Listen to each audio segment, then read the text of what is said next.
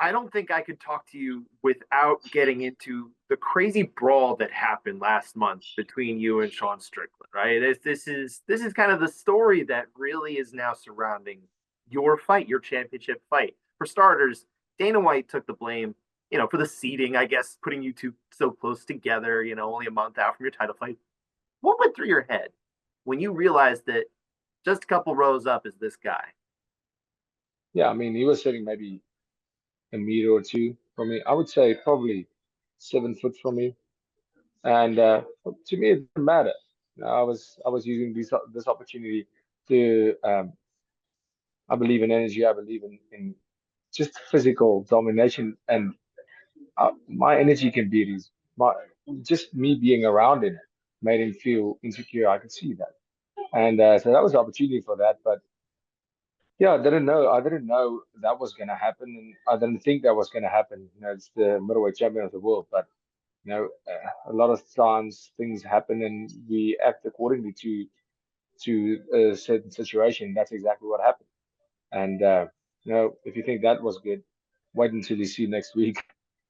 Well, sure. I mean, that'll be a real fight, right? Well, technically, the other one was a real fight. This is a real sports fight, right? There's actual That is rules true. here. Yeah, yeah, and you'll know it's coming. That is also true. I mean, I wouldn't call it a sucker punch. He definitely didn't sucker punch me. He did. It was unexpected, but that's the name of the game. It's also the streets. That counts as a street fight. So different rules apply. Sure, sure. Now, how long were you guys in your seats, kind of before this actually happened? Were you there a while before it really come to blows? I arrived there just before the main card started, and This happened directly after the Tony and Paddy Pimblett fight. Right, right. So I think it was maybe 3 fights in. So I arrived there at 8 p.m. and this probably happened around 9:30. Okay. Now, Yeah. who threw the first stone, I guess, so to speak, when you guys kind of got going? So I can only give it from my point of view. I knew the crowd was gonna when the camera they told us, okay, camera is gonna come in you now, okay. And before they said directly after the fight they're gonna have the cameras on you, and not knowing that he's gonna be in the shot, just they told me you're gonna be in the shot. I said, all right. Obviously knowing that the Vegas crowd was gonna be pro Strickland because that's where he lives, that's where he trains. I knew they were going to boo me as soon as I got onto the screen, and that's why I just immediately went with join the crowd, and I just booed as well, but pointing at him because you could see him in shot. So I booed with the crowd, and yeah, that was just whatever. And then he turned around when the cameras came on him, and he obviously did the gun thing, and I said something about look at me when you're doing that, and then he looked around. And I said you better look in front of you, or something along those lines. It was a banter back and forth, and he said something about you want to do this, and I said, well, of course, let's go. And it was almost like, okay, cool, let's see the logistics around the kids around us, all of And that, you see and him; he's like moving away, everybody, right? Like a yeah, team of and it birds was down. almost like okay, and I thought, okay, this is getting real. Let's do this. And I didn't really think that it was going to come to blows because then it was a stage where it was almost like we're looking at each other, and both of us kind of turned away, but I never took my eyes off. We just almost our bodies went from facing each other directly to kind of turning, and I kept my eyes on him, and then he just came forward and jumped.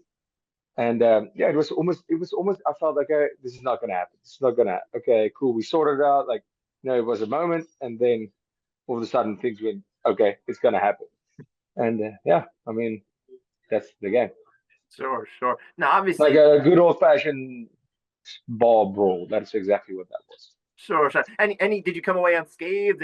Any? Yeah, obviously, you don't have any cuts or anything from it, so Yeah, 100%. No, I don't have any marks or anything like that. But yeah, I mean, I got a couple of good blows, elbows on the head.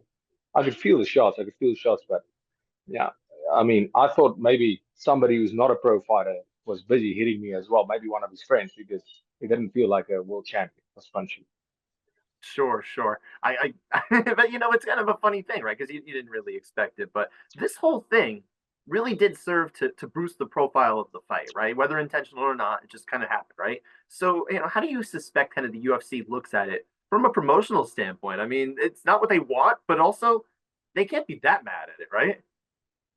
Yeah, I guess if you look at it in a way where definitely more pay-per-views are going to sell because of this, but now you are getting to a situation where does the UFC want to image as a company that they've been working really hard to get the sport from this blood and cage fighting and the old days, and that's what sold in the old days. But to get the sport to where it is today, to a professional, we are athletes now. We are people look up to us, and yeah, none of us we are exceptional human beings. We are different than any other athlete in the world. And yeah, so I mean, there's two sides. There is the good side of the pay per view, but then you're looking at this is our middleweight champion of the world jumping over chairs to punch somebody in a crowd. Even though we are going to fight, if I wanted to press charges, I could have. He wouldn't have been able to come to Canada and have this fight Did you because give any that thought to is doing that? illegal. Excuse me? Did you give any thought to pressing charges? No, no, no, no, no, no, no, no, no. Come on. Well, No. hey, we've seen fighters press charges against other fighters for out of cage incidents. One of them was Yeah. fighting that Well, I night. mean, listen, if I'm standing and you coming from the side and just, giving me a shot, maybe, or I'll try and find you and then we'll sort it out. But me pressing charges, no, that's not happening. That's not the way I was brought up. That's not the way we do it in South Africa. No. But now you have your middleweight champion, the representative of your company, jumping over chairs, punching people at the event, and that's not good. That's not good at all. That's terrible. So yeah, I mean, I guess there's going to be a couple thousand more pay-per-view sales, but is that really the image you want your champion and well, ex-champion and company brand to represent? Sure, sure. Now you and Sean, obviously, you don't see eye to eye right now, and things were said right between you guys at this point. But how much of kind of this, maybe the disconnect between you two, right? How much of it is because he's the guy in front of you, he's the man with the championship you covet? How much of it is genuine dislike for him? No, I don't dislike Sean at all. In fact, I actually quite fond of Sean Strickland. Um, listen, I said what I said. You should hear the way me and my brothers talk to each other, and we're best friends. Listen, if he comes to one of our barbecues, like they call it in America, we call it a braai, and that was something that triggered him, he wouldn't manage. Like, for me, that was funny. It was banter, and obviously he took it very seriously. But no, I have none at all dislike towards Sean Strickland. Actually, like I said, as a character, as a person, the short times that I've met him once or twice, and as a fighter, I have a lot of respect for him, and I actually quite enjoy him being Sean Strickland. And the only thing that happened here was the hypocrisy that happened. That was the only bad thing for his rep. Starting to cry about it and all of that stuff, because that goes. And I understand that. That's trauma for you. But the role he played or the character that he portrayed to the world got exposed, and that's terrible for him. But I mean, that's his problem. I don't really don't care about that. That's what got exposed. But as a person, as a fighter, I have nothing but respect for Sean Strickland, and yeah, there's no animosity in from my point of view. To me, we actually see perfect eye to eye.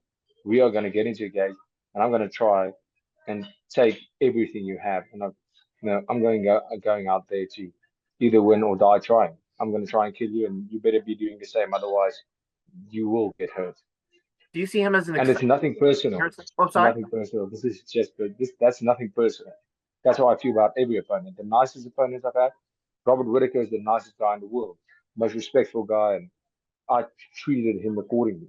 Sean Strickland, I was treating him with respect up until he tried to bully me, and I returned the favor, just double as hard. But it's never personal. I want to do the exact same thing to Strickland that I wanted to do to Whitaker. Afterwards, we can be friends or not. It doesn't matter. When I'm in there, it's strictly business, and I'm there to do what I have to do, regardless of who you are, how I feel about you. Once we step in there, that octagon, I don't see a person. I don't see a friend. I don't see an enemy. I see somebody or something in between me and my goal of being the best in the world. You talk about you like him as a fighter and everything. Do you see him as an exciting fighter to watch? I think he has his moments. I feel like he's almost dependent on the other fighter whether it's going to be an exciting fight or not, and that's odds I don't like. If you look at my fights, show me one boring fight that I've had in my whole career, and I'll owe you something. I don't know what, but it's not going to be a boring fight because I won't allow it. I don't possess the style to have a boring fight. Never have, never will. Sure, sure. Now you've won, you finished, excuse me, three in a row. You've only gone the distance one time out of 22 pro fights. Strickland, he came back from his motorcycle accident 2020. He's gone the distance 7 out of 10 times, but five of them are five rounders. What does that say, kind of about the way you two fight? Yeah, I think what Sean Strickland does very well is manage his energy, and that's why he doesn't have finishes because he doesn't.